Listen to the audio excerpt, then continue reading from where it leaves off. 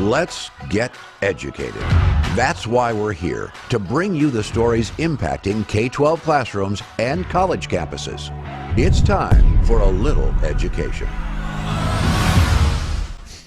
Well, hello everyone. I am Katie Petrick, and I am joined today by David Fiorazzo, the man, the myth, Hi.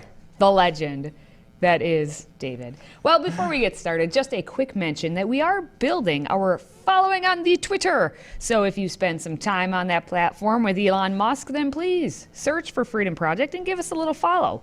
We post full episodes of this show as well as other shorter clips, and throughout the week we'll give you a lot of good stuff. So we keep you all informed. All right, well, hey, let's talk about one of the greatest treasures, at least the one time I've been there, actually twice I've been there, the Smithsonian. And they are ruining it because at the Smithsonian in Washington, D.C., they're having to apologize after they kicked out a group of Catholic school students for, oh my goodness, simply wearing pro-life hats. David, how did this happen? Yeah. Is there a no hat policy? Well, not exactly. Is that the hat they were wearing, the light blue one with pro-life on it? Yep. So that was the offending hat. A beautiful winter hat to keep your little head warm. Said pro-life, rosary, pro-life. Well, at least it wasn't a Trump baseball hat, but we'll get to that in a minute. So Catholic students kicked out of the Smithsonian for simply wearing these hats. You go, come on, really? A dozen Catholic school students attempted to visit the Smithsonian National Air and Space Museum in Washington, D.C., or as Katie would say, in the Washington, D.C., because they were wearing beanies with a gasp pro-life message. Can you, first of all, stop right there. Can you imagine someone being told, wait a minute, get that Black Lives Matter thing out of, get that rainbow LGBT hat out of here? They would be, headlines across the country. Exactly. But not in this case, and not in certain cases. But they were wearing beanies with that message. So the ACLJ, the American Center of Law and Justice, is now representing parents of these students from the school in Greenville County, South Carolina. And an attorney said that the teenagers just tried to attend the museum after they attended the annual March for Life on January 20. So we're going to talk about what happened 4 years ago at the March for Life there in D.C., but I think we have a video on this, don't we? And parents and students allege it was for wearing this hat. According to parents, a handful of students entered the Smithsonian National Air and Space Museum wearing the hats after the March for Life rally in D.C. They say a security guard said the museum was a, quote, neutral zone, and the kids would either need to take off their hats or leave. They should be allowed to wear the hats that they were wearing and to be able to express themselves. And I felt it was very wrong for this person to harass them. Nora Luz Kreigel has 2 young children attending Our Lady of the Rosary in Greenville County. And though they didn't attend this rally, she is one of several people writing the museum and petitioning for change. So, Katie, I saw some other hats there, didn't you? That's the thing. When I first started reading the story, I'm like, oh, yeah, maybe it's indoors, be respectful, uncover your head. But no, that's not the reason that this security guard took it upon himself to say, you must remove that hat. Canceled Because we want to be neutral. But it's not because there's a no hat policy, like if anybody wore a hat. No, it's just because of what he interpreted as being a non-neutral message, because just life, the existence of life is not neutral. Not anymore. It's sending a message, of course. So, like those other hats that we mentioned that would have been allowed, you can't touch those, right? But here's an interesting thought. I didn't think about this. A mother of one of the students posted about the incident and said that her daughter told the man that they were wearing the hats in order to identify each other in the crowd. Because if it was a busy museum, you would see these light blue hats, right? So I thought that's safety. An interesting. They're actually thinking of safety, and that's not neutral, David. If there are crowds. So, Katie, let's go back 4 years. Yes. After the March for Life, I seem to remember an old guy beating a drum. Man, are we allowed to say beating man? A drum in the face of a young Catholic high schooler who had a Trump hat on at that time. And wasn't that outdoors? And that was the outside of the Supreme Court building or Capitol building? It wasn't over actually by the Lincoln Memorial, like I Yeah. said. Yeah, exactly. Covington Catholic Yes. High School, as we remember. Nicholas Sandman. Almost 4 years to the day, almost. Yeah, because every January is when they hold it. So almost Yeah. 4 years to the day, and you have another incident with hats. And didn't he win that case? Hats. Oh, he won it many a way. So refresh my memory. The rich man, Sandman, at Yeah. this point. So he won some lawsuits, and I Yep. think CNN Against was one CNN of the... was in there. Yep, he was able to win that because the narrative that got put out about him before any evidence was Yep. seen, just like in this Yep. case, a security guard putting on his own narrative onto these students simply for wearing hats. Not that had vulgar imagery, nothing that in any other circumstance the phrasing of it would be offensive. It simply said rosary pro-life. How can that, if you line up a list of hats that have all sorts of different phrases that I've seen out in the public in front of other children, that would be probably the last one I would choose as being offensive and non-neutral. Oh, well, but Katie, that's how we do that things. just means you've got to be brought up to speed on the cancel culture This is now. true. And the hypersensitivity in America when it comes to the biblical worldview and things that would, talk about morality. But so Nora Luz Kriegel, another parent, joined a group that wrote the museum to petition for a change in its policies. That's a good approach, right? They thought, okay, if they can do this to us, they can do this to other people. So I like that. That's a good approach. Wait a minute, David. Are Yeah. you saying that she didn't just gather a whole group and basically go to the Smithsonian and start throwing rocks at the Spray paint windows and and smash spray windows? painting and doing that? You're saying they didn't do and that? blow up, not police cars, but what do they have in the Smithsonian? Old airplanes? Oh, they Or do. whatever. They have a lot of. That's Yeah. really cool. You got to go to the So, Smithsonian. No, she did not resort to violence. Oh, she did not. Okay. How dare she? Yeah. Not. So she felt it was wrong that the guy harassed them, and so I will let you read the response from the spokesperson for the Air and Space Museum because they released a statement, and Katie is so good at this. Go. Yes, the authenticity is always there. As the spokesperson from the National Air and Space Museum said, asking visitors to remove hats and clothing is not in keeping with our policy or protocols. We provided immediate training to prevent a reoccurrence of this kind of incident and have determined steps to ensure this does not happen again. But will it not happen again? We will never know. And that was Katie Petrick for Allison Wood, the museum's deputy director of communications. And still to come, a Minnesota school counselor is caught offering, ready, chest binders to girls with gender confusion while assuring students their parents will never find out. True story. We're talking about that next.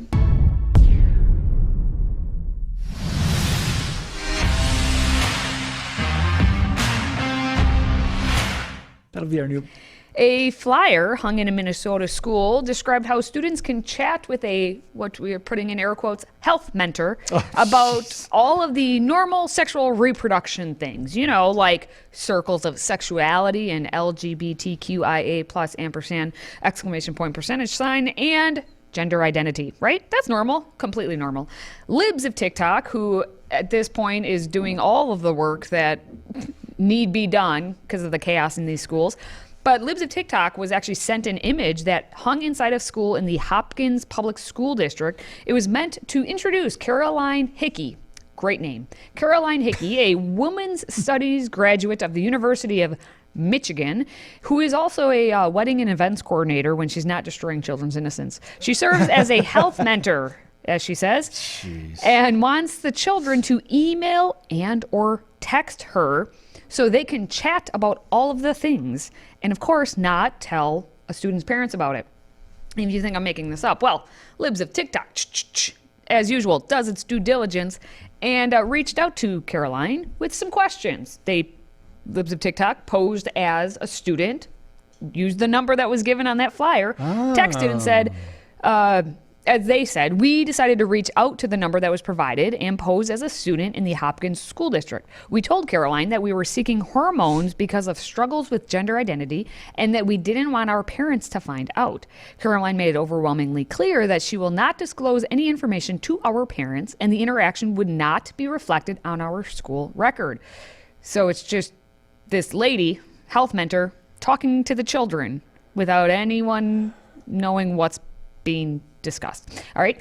Then this so-called health mentor, and again, this is libs of TikTok saying this, then this so-called health mentor proceeds to offer not only further resources that might help with a gender transition, but also little carrots, other options like the possibility of a free chest binder from My Health. Oh boy. Chest binders, David, what are they? So let's talk about that. First of all, these chest binders are often touted as relatively safe.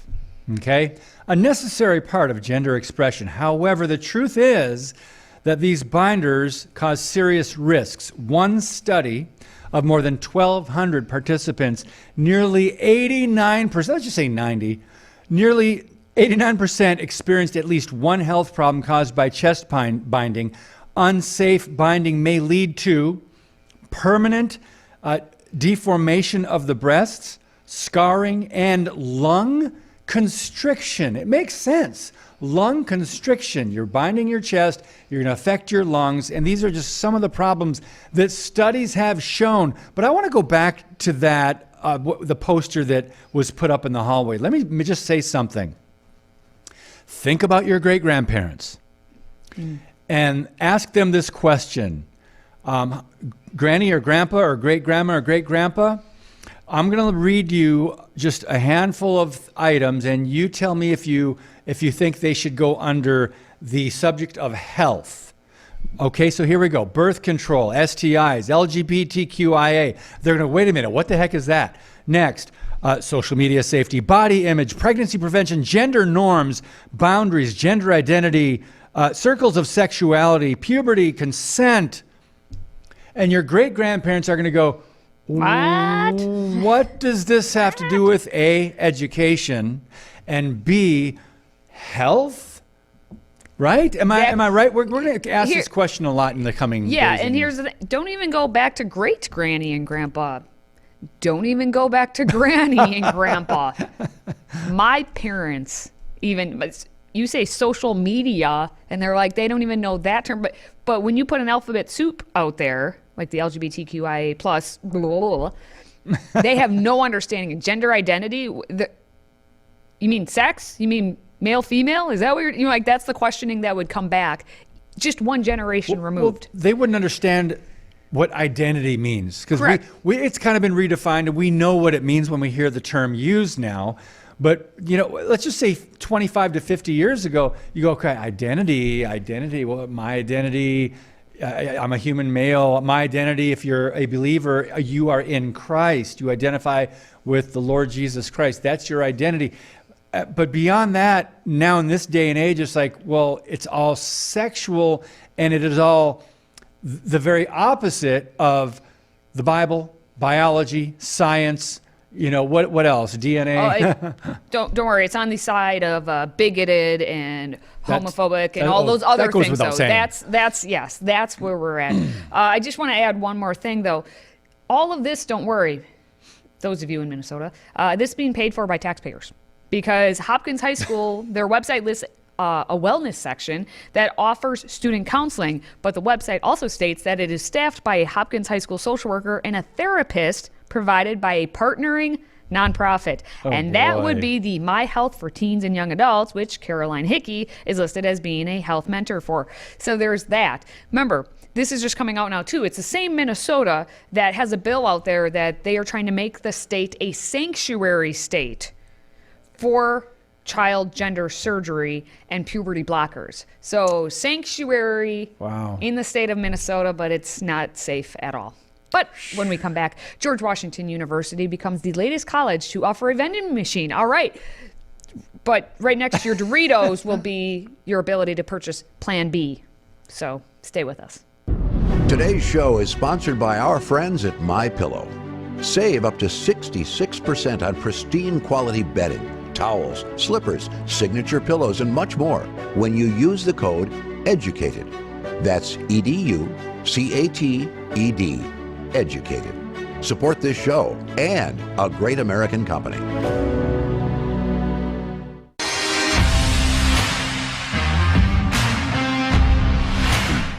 GW. It has been a hot second since I have used a vending machine, because back in my day, we just had a bunch of junk food that was in the vending machine. I used to stock the vending machine, actually, at my old high school. It was my job. And now, I guess, in vending machines, you can get yourself some Plan B. What's that? Right next to getting your Doritos, David. Yes, you know what that is. Well, George, for those that may not know. Oh, true. Okay.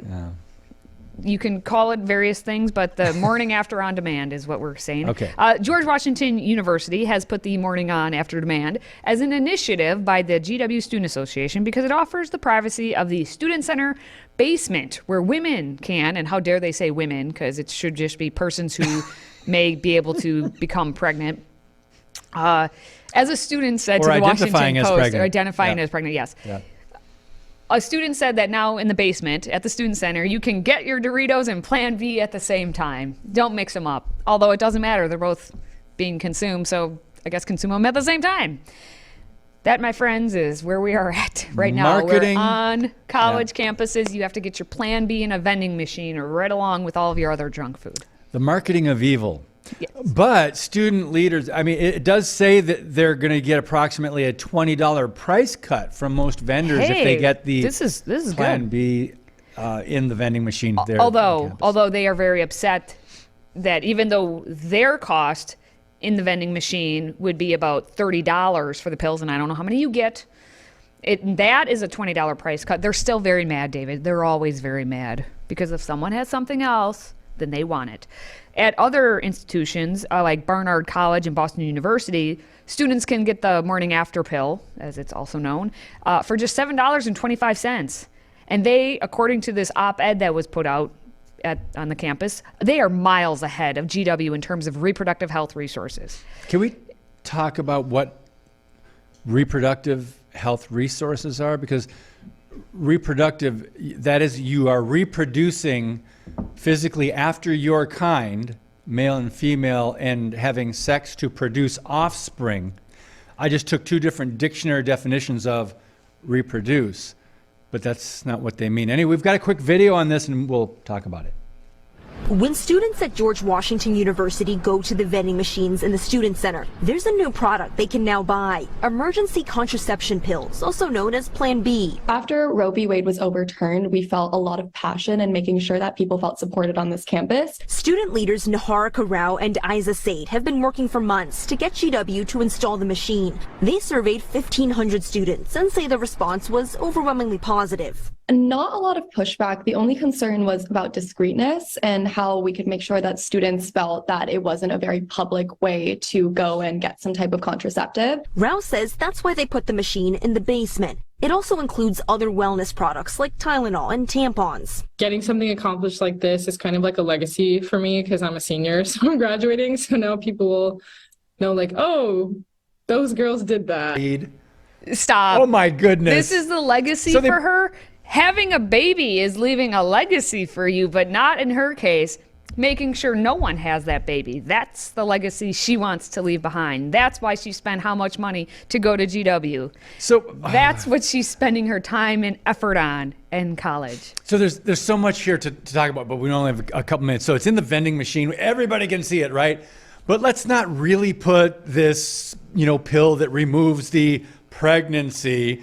Emergency, right? Oh, it's an emergency. Just had sex in a rush, and oh my goodness, now I don't know what to do. Let's go to the basement.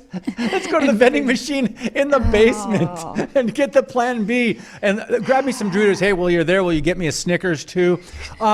So seriously, guys, this is really amazing because this is the college campus atmosphere now. They're just expected to go have sex with whoever you want. And watch, mark my words. I don't know how long this will take. We have all, if you watch any amount of television, we've all seen commercials now with homosexual, gay men, having more sex and having this drug. I don't remember what it's called, but you can now take this drug to prolong AIDS or different things so you can have more gay sex. watch this. It's going to end up in these vending machines. Now, we'll see how long that takes for that to happen. Yeah, well, unlike what's happening here with the Plan B and getting rid of a baby, we have another story coming up where we have... True story. A true story. It's a true story. Where we have a baby who's being called one of the largest newborns in history, weighing in at, you know what, I'm not even going to tell you the amount because I want you to stay tuned for it because as someone who's given birth, ouch, we're going to talk about big old baby when we return. If you have a smartphone, tablet, Roku, or Apple TV, consider downloading the Freedom Project Media app. It's 100% free and includes all of our weekly shows, plus lecture series, archive programs, and award-winning animated videos for families like the Presidential Minute, Battles of America, and Heroes of the West. Don't rely on the social media giants to keep you informed. Simply download the Freedom Project Media app from your app store and allow notifications. And we'll let you know when a new video is ready.